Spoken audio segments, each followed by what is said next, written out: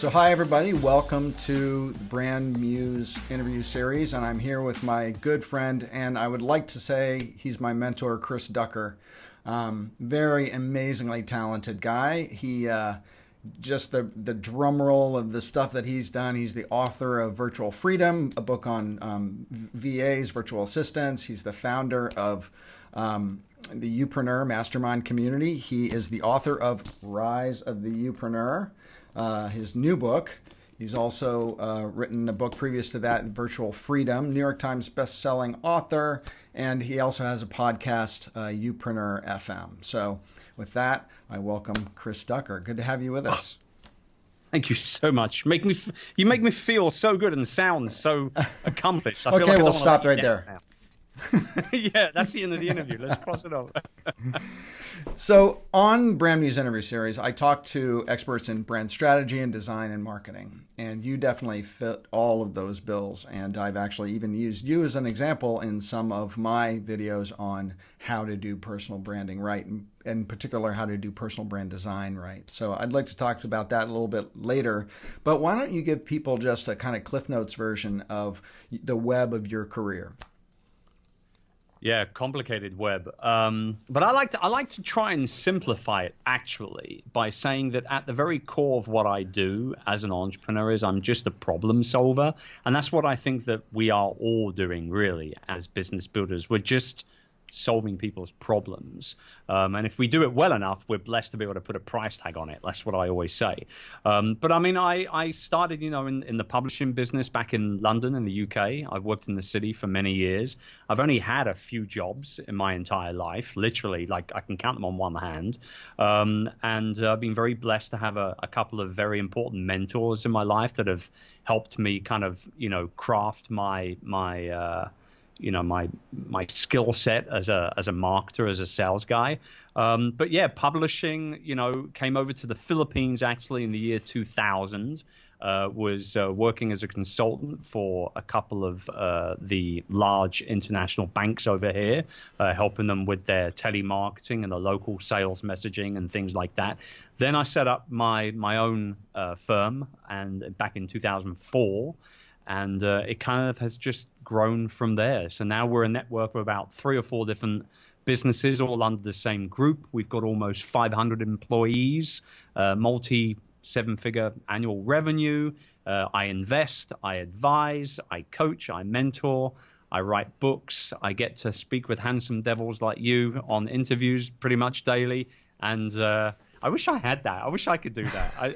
I can't grow enough facial hair, unfortunately. But yeah, that's what I'm all about. At the very core of it, like I said, though, I just like to think of myself as a problem solver. So you mentioned mentors, and I've been a member of your mastermind community, and you were very much influential in kind of bringing me to the personal brand sphere, coming from the corporate and agency sphere that I came from. It was definitely a huge watershed moment in my development. And you've been a real mentor to me and very influential in my learning this world. And so I wanted to ask you about your mentors. Kind of who would you count as specific mentors in your life that helped you through kind of watershed moments? Well, the first one was a guy called Graham Bond. No relation to James, unfortunately, because that would have been way too cool if that had been true.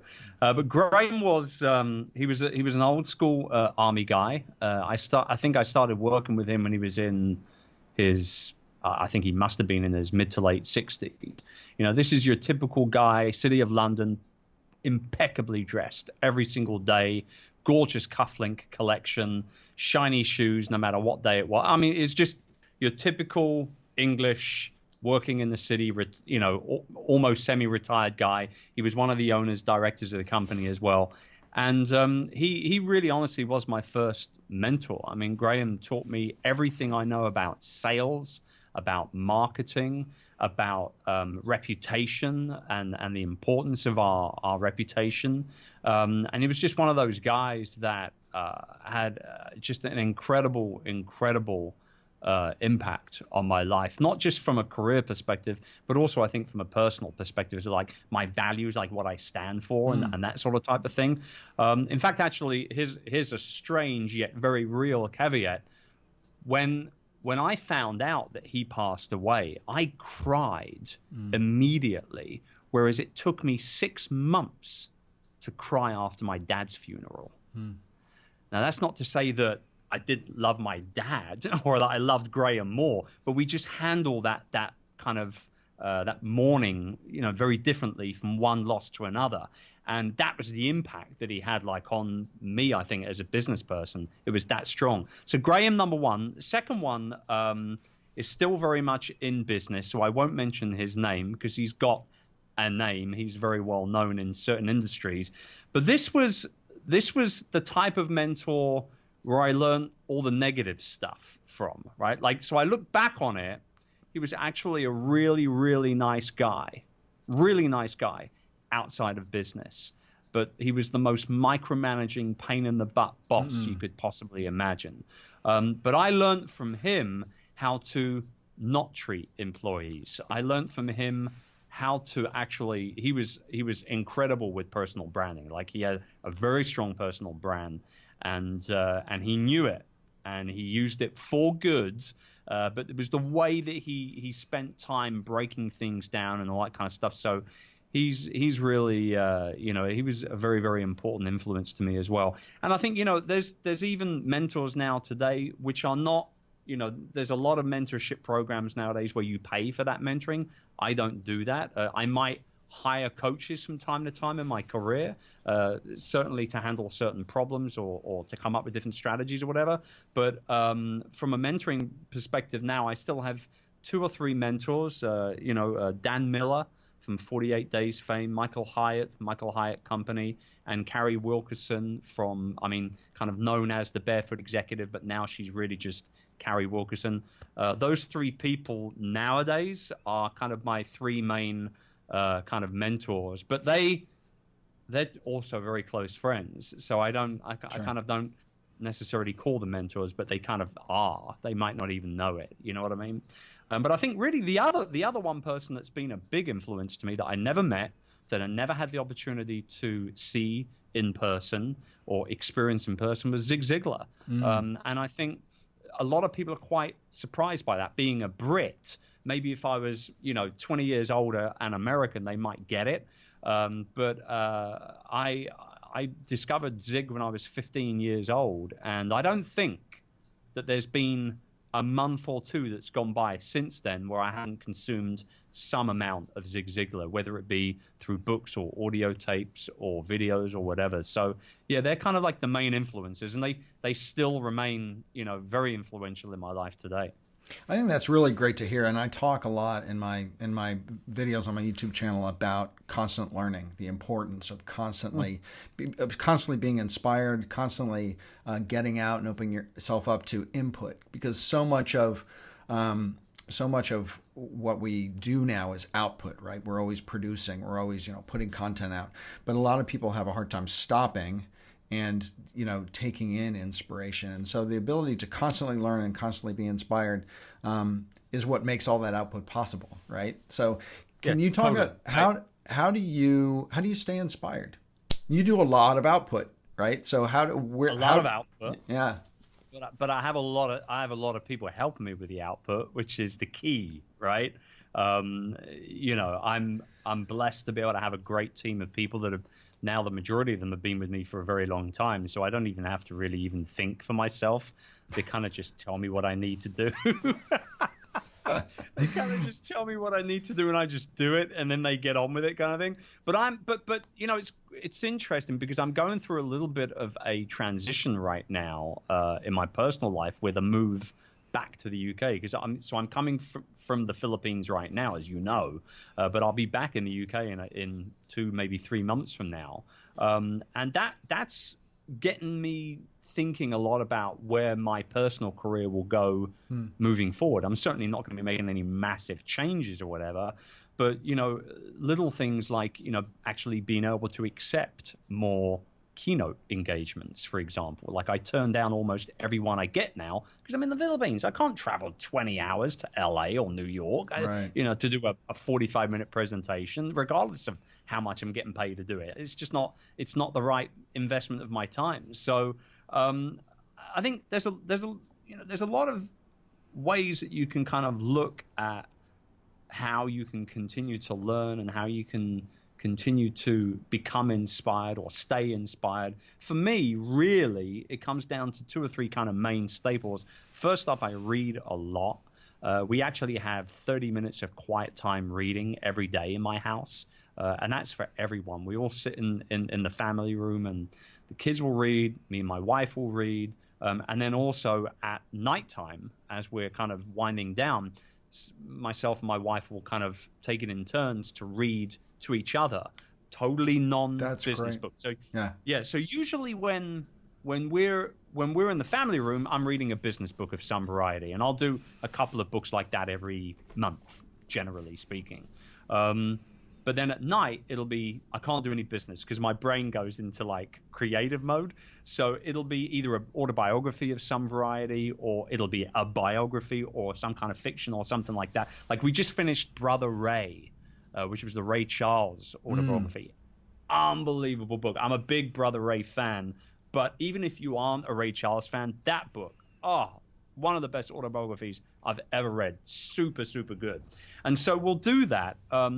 And, there's that. And then there's, getting myself out there, going to events, even if I'm not speaking, attending to learn and to network and to mastermind and just being around the right people. The old adage of if you're the smartest person in the room, you're in the wrong room. It's very, very, very true indeed. And I'm a big believer that if you are a leader or you identify as a leader in any niche, in any industry at all, leaders must continue to learn in order to continue to lead. I'm a big believer of that. And the moment you stop learning is the moment you stop leading with intention. And I truly, honestly believe that.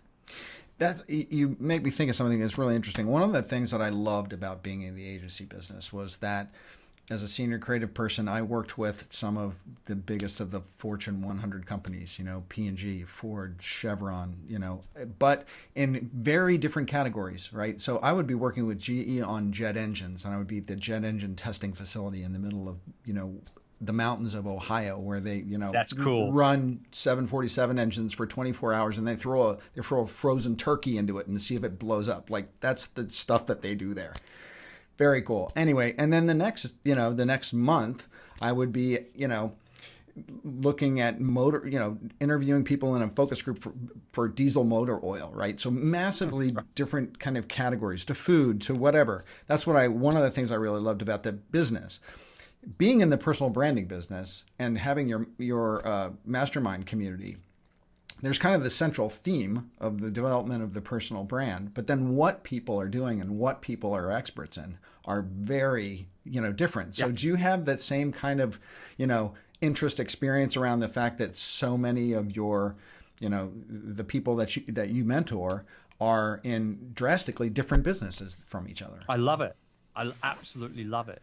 I want it. I need it, quite frankly, because I'll be honest, if I was, the business coach of health and fitness entrepreneurs, for example, that would drive me nuts. I mean, I don't think I could do that for very long without going stir crazy. Any particular one industry, I think, would be very hard for someone like me, who is a little bit of a fidgety kind of creative sort of type. Like I don't get bored easily, but I get comfortable easily. And I don't like that. I don't want to be super comfortable. I want to be on the edge. I want to be thinking about, how I'm going to do this or do that, or how this problem should be solved, or whatever the case may be. So I think the ability to be able to work with personal brand entrepreneurs like yourself from a plethora of industries is a gift. It's a genuine gift that I don't forget. I don't take it for granted in any way whatsoever. One minute I could be talking to a financial services professional who wants to write his first book after 25 years in the industry, which I was doing yesterday. Or, 2 days later, I can be talking to, somebody who's in the process of putting on their first event in the public sector in Ireland. You know what I mean? So, that kind of stuff, that variety allows me to kind of stay sharp, I think, as well. But yes, you're right. The defining factor is we're building a business based around our personalities, our experience, and the people that we want to serve. And that's the defining, kind of identity factor, I think, for everybody that does identify with being a Youpreneur, you know? One of the things that I've always been impressed with you on is the quality and consistency of your brand design that surrounds the Youpreneur brand, the Chris Ducker brand. And I can only imagine that it never used to always be that way. And so, of course it did. No, come on. Let's peek behind the curtain. Come on. Who's the guy with the controls? So, but I've done videos where I've used you as an example and had screenshots of your branding design on screen and said, this is how you do it. So you do it obviously very well. And if anyone hasn't looked, go check out Chris's stuff because he does a really excellent job with his brand design. But how did you get there? I mean, there's a lot of people who are just starting off. Some of them are designers, but lots of people who watch this are entrepreneurs who have their own businesses or, are doing startups who, yeah, you can buy a logo on Fiverr, but that doesn't create any kind of brand environment or ecosystem or, visual continuity across what for many times are a lot of different touch points that people are showing up on. How did you come to that understanding of that importance and kind of build that as your brand grew? How did you address that? I think I'm okay. So I'm a bit of a weirdo. So I come from a background which was kind of full of perfection, right? So my mother was an interior designer. My father was a very successful London architect. You look at the landscape of London, he probably had his pencil on at least 30% of that landscape at one point in his career.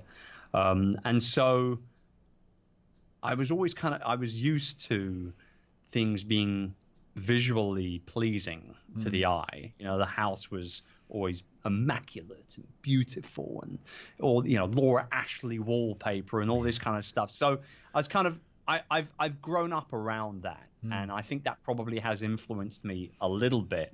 But again, I've also spent a lot of time listening to the people that I would class as mentors or friends and looking at what they do. I've always had a good eye. I think honestly I have. I've always had a good eye in terms of what I think would look good and what I think would be off brand, for want of a better term. But with that being said, you're right. It hasn't always been as cohesive as it is today. And I think the big turning point was probably 2012, where at this point I'd been blogging and podcasting online for probably about 2.5 years or so.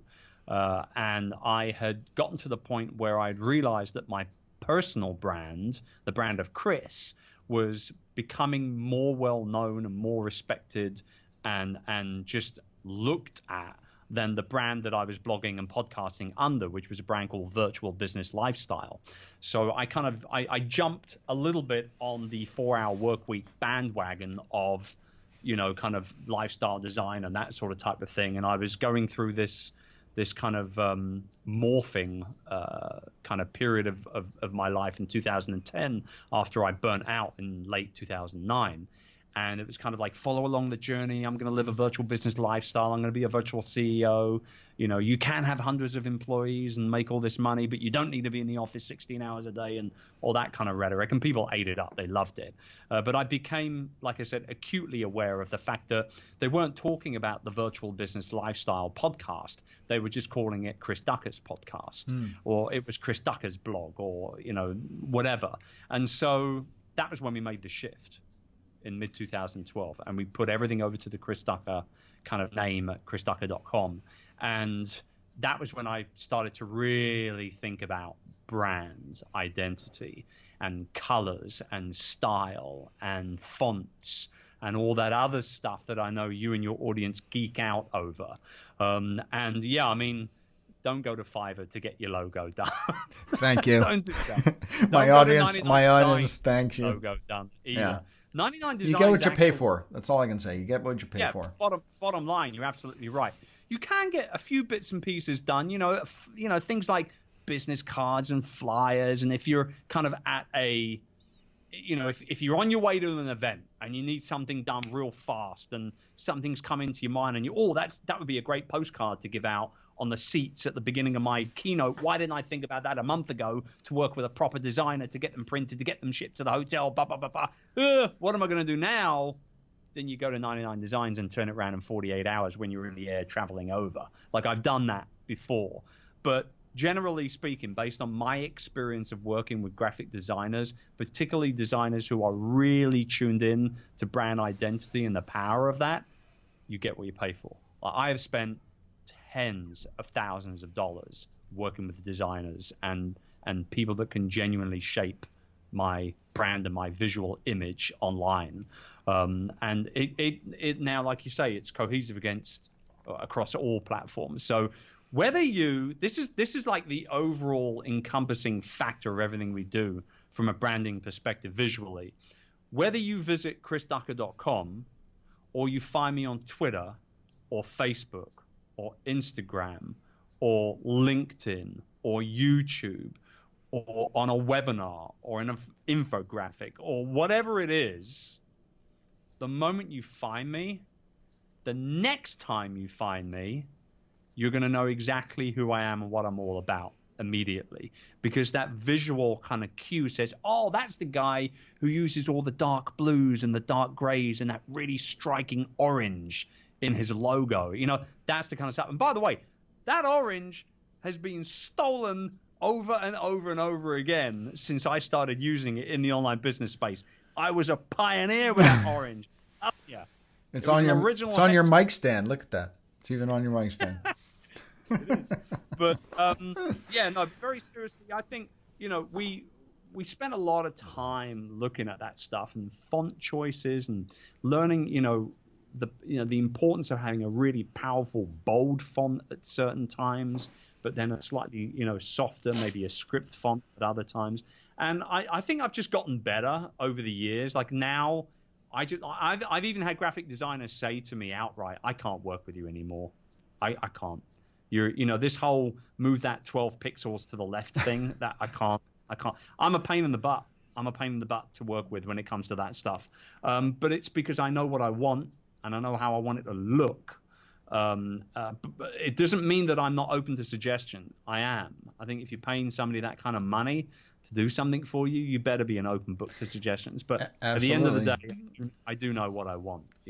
And I think that, just like I was writing a blog article today about redesigning the Lay's potato chips package, which I did, right? It's the biggest food brand in the world, $1.7 billion a year, right? So when you photograph a potato for that package, it better be right, because if it screws with that sales at all, like 1%, that's like massive money. So you are now a very valuable brand, right? So it only makes sense that you would be very particular and, thoughtful about what you're doing and how you're growing those pieces of it as you grow them, because they've got to reflect and make sure that people recognize and remember your branding so you can be revered. So I think that, you've won the right to be a tough client. Well, the perfect example of all of that, actually, this all culminated last year where we did the first Youpreneur Summit in London, which I know you were there. And, this is a live event. It's the largest live event I've ever run. We expect it to be bigger this year as well. And we have people from 37 different countries around the world to our first event. It's just, that blew my mind, right? But here's the thing. Over the years, I've become a little synonymous with the Union Jack. I'm the Proud Brit, #ProudBrit online. And when we started looking at the design concepts for the YoupreneurSummit.com homepage to sell the event ultimately, I looked at a lot of event landing pages, tons and tons and tons of them. And to be very honest with you, none of them really blew me away. I always thought that they felt quite disjointed. I felt like a lot of them were very much off their original brand concept in terms of what that person or what that company were known for. Now they were sort of trying to go in another direction with this live event, and it wasn't working. And I became uniquely and acutely aware of what my superpowers were, and it was two things. Number one, me. People follow. I'm the person. I am the Youpreneur personified. I build a business based around my personality and how I can serve others. So first and foremost, this is not an egotistical, thing. Like, I have to be front and center because people will come to this event, those who know me, because they know I'm going to put on a great event, not necessarily for the speakers, but they know my reputation, right? So that was the first thing. Like, I needed to be front and center. Number two, I'm a proud Brit. People know I'm a proud Brit, and this is in my hometown. It's in London. So we had to feature not only the fact that it was in London, but we needed to feature the Union Jack somehow as well. And then the third thing was just the no BS attitude that I carry as a business mentor, as a coach, for my clients, for my students, whatever you want to call them. That needed to come across in the copy, in the landing page as well. And so we put all this stuff together, and actually the very very first version of the site had London in big word, in a big, big bold font. And then we had kind of like this little Union Jack sort of off the top of it. And tickets started going on sale, and we started selling. And it was actually one of my mentors turned around and said to me, I expected you to really, I expected a big Union Jack, like the little thing, like hanging on the tower thing. I expected this to be bigger. I've got to be honest. And I went back and I looked at the site and I was like, you know what? We're missing something. Yeah, we're saying that the Youpreneur Summit is in London, but we need to sell London as a location more than we are right now. This isn't just about the event or the speakers or me or the other. Like, this is about the city of London. We need to sell London way more than we are. And that's when we went back and we reworked the logo for the event. And London is now made out of the Union Jack. Like, you can see it in the letters. And people love it. I am always getting compliments on this. In fact, actually, I've lost count of how many times people have reached out to me in one way or another saying, without a doubt, the best event landing page I've ever seen. And it's a massive compliment because we spent a lot of time and energy on that site, a lot of time.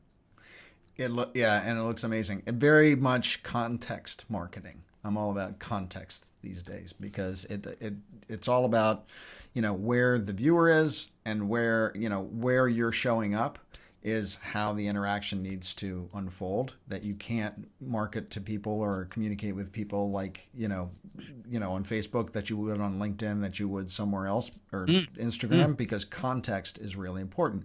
Not only the context of where you're showing up and how you're acting in that, but what the people are expecting when they come to a particular platform. That's the big thing. Yeah. That's the big thing. Like, the one thing that we found from all of the attendees that we spoke to, and I've got my team peppered around that venue. This is not just a post-event survey thing. I want my team to ask questions to the people that are at the event as well. And there was a lot of one-on-one discussion and exchange going on. And the one thing that we heard was like, number one, man, this was exactly what I expected. Or number two, this was way better than I expected. And that, for me, it's big to get that kind of feedback. It's clear that we hit the nail on the head. You totally did. And I'm looking forward to coming next year. It's going to be fantastic. Yeah. So that leads me to one thing that I wanted to talk about with you, and that is a lot of the people who watch my channels, I would say maybe 40% of them are mid-20s, mid-30s, starting off in their careers. And designers, in many cases, or creative professionals, and let's paint it more broadly, can be, introspective, introverted, but they also know the requirements of personal promotion or brand, personal brand development requires a certain amount of extroversion, or as I was talking to Amy Schmidauer the other day on her interview, kind of omniversion, right? Where you can be introverted in some cases and extroverted in others. But a lot of people find that, you are naturally a sales type of guy. I mean, you exude confidence, you exude that sales kind of prowess, right? There are a lot of people who are creative professionals who don't. So it's not exactly the most natural state of being for them. And I also know that there's a lot of people in your mastermind community who fit kind of that bill of not being incredibly gregarious or comfortable in the spotlight. How do you counsel people to put themselves out there and to do things that they may be uncomfortable with? How do you talk about that? It's a great question. I mean, the big thing for me is that understand that the way that the world has gone in the last 20, 30 years, the way that it will continue to evolve going forward, the personal brand will become more and more and more and more important with every passing year, because people want to do business with other people. The big brands will always want to do business with the other big brands, but people like you and I, we'll buy these little suckers because we like Apple, right? We'll buy the AirPods, or we'll buy a Starbucks coffee if you're desperate, because it's a Starbucks coffee. Like, we'll be brand affiliated, right? But we really want to do business with other people deep down. And so I feel like the power of the personal brand is becoming more and more and more important. And this is actually one of the reasons why I spend so much time putting on live events, because I want to bring people together in person that end up going into business together. I've had, at some of my events, I've had speakers and attendees become business partners. I've had speakers and attendees fall in love at my events. The importance of bringing people together, that personal connection, is huge. So the personal brand for me is very, very powerful. Now, depending on the level of comfort that you have for being center stage, I can work with you. If you don't want to be on video every single day of the week on YouTube, then that's okay. But understand that you're going to have to do some kind of video to open up that P2P or that people-to-people connection, whether it be just using this on Instagram stories, or maybe it's just putting, a 2 or 3 minute YouTube clip up once a week and then doing a Facebook Live, or maybe it's a podcast. Like, put yourself out there. If you don't want to be in front of the camera, give somebody your verbal personal brand. Give them almost like a window into your life and to your personality and what you're all about. You have to take center stage in some way, shape, or form if you want to build a business based around you and your talents and your experience. You just have to. You have to. If I want to get sponsors for a live event, I can have someone else do the legwork, but at some point in that particular journey, those potential sponsors are going to want to talk to me as the host of an event. I will close the damn sale. I know I will, because of that P2P connection. Not because I'm a good not because I'm a good salesperson, but because it's the person-to-person connection that conversation will bring. And it's very, very, very powerful. So if you're a freelance graphic designer, for example, and you're in your mid-20s and you're not feeling all that confident about yourself, well, number one, get over yourself. You're just beginning your life. You know what I mean? Like 10 years from now, you're not going to be the same person that you are today. Right. That's clear, right? So don't worry too much about it right there. Do as much as you possibly can that you're comfortable with, plus 10%. One of my most favorite exercises to do with audiences in person when I'm trying to get over the messaging of going the extra mile or pushing yourself a little bit more, and you try and do it in any way, shape, or form when you're with a group of people, it's so good to see it. You tell people, just raise your hand up in the air real quick. Just raise it up as high as you possibly can. Okay, everyone will raise up their hand like this. They won't go like that. They'll raise their hand. Their elbow will be bent in some capacity, right? And then you say to them, Now just reach that little bit further. And they all go like this. And you see all the hands go up by another 2 or 3 inches. That's what you need to do. Whatever your comfort zone is, go just a little bit further, just 10%, 5% further, whatever it is. And over time, that confidence will build. You might not be on TV every day. You might not, be, interviewed every single day or on podcasts or whatever. But what I'm getting at is that people want to do business with other people here, and it's a very, very powerful thing, and you've got to put yourself out there. You just have to. I'll repeat one of your you have to be seen to sell, right? That's what you've always said. Seen to sell. So you have been on the forefront of a lot of social media and marketing trends, right? I talk a lot about trends on my channel, graphic design trends, marketing trends. There have been flashes in the pan, right? I'll point to Periscope, maybe even Snapchat in some cases. And, false starts or blab or things say this thing is going to blow up, and then it kind of goes like a little sparkler, and then it goes into the lake. What do you see as, and another thing I talk about is trends aren't seeing the future. Trends aren't predicting the future. A trend is something that has attained a significant enough usage and momentum that it can be recognized as something. What are you seeing that is starting to take that form, is starting to really solidify as a movement in a way? What do you think? I mean, we've talked about video, and obviously I'm on the video bandwagon too. It's, everything is going to video, so you can't avoid that, and I think you can't miss if you do it. But what are you seeing are the most important vehicles now? Well, I think I think video is the most important thing for creators, particularly online creators, online entrepreneurs, people who are doing business on the internet. I think video is huge. I mean, Google have come out and said that by 2020, 2 years from now, not even 2 years, a year and a half, by 2020, something like 80 or 90% of all content consumed online is going to be in video format. Yeah. That's mad. That statistic is crazy, right? So I think video first and foremost is huge. But I will say you're going to get 2 very distinct different types of video coming out. I think first up, you're going to go real hardcore creative stuff. The Casey Neistat, the slightly more long form YouTube type vlogging, creative. Like, there are some vloggers online now, or just some YouTubers, let's call them YouTubers, on YouTube right now that honestly are creating TV shows for YouTube. Yeah, the production value is going through the roof. It's ridiculous. Yeah. You know what I mean? And then there are other people like yourself who a lot of the time are just sitting in front of the camera and aesthetically pleasing, very consistent with publishing their content.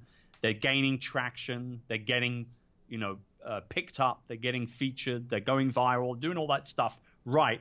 And 9 times out of 10, those people will actually probably win the game over a longer period of time than these people that just come out with one show that looks amazing once a week. Like, I'll call that right there. Like, I think the consistency is more important than the volume behind that. You've got to create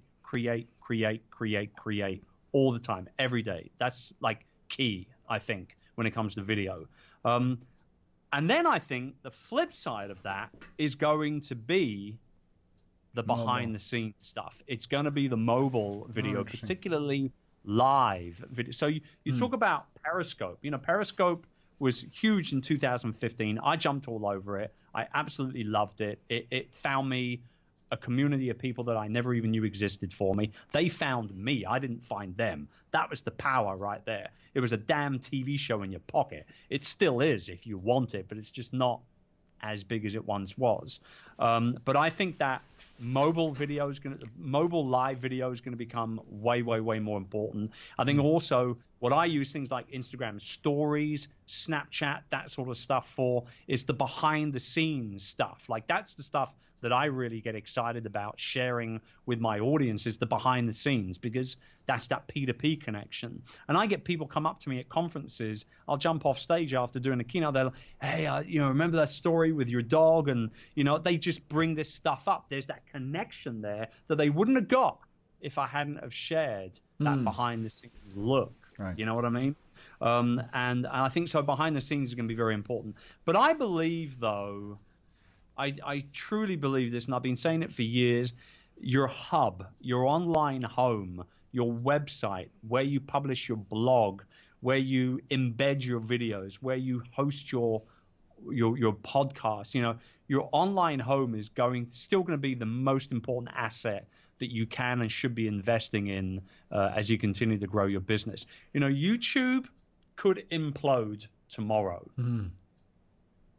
That's the harsh reality. Yeah. You don't control anything on YouTube except for when your video goes live. At that point, you lose all control. You relinquish all control over that very video, because they could rip it down whenever they wanted. They can feature it or they could not feature it. You know what I mean? Like, you lose a lot of control on platforms like that.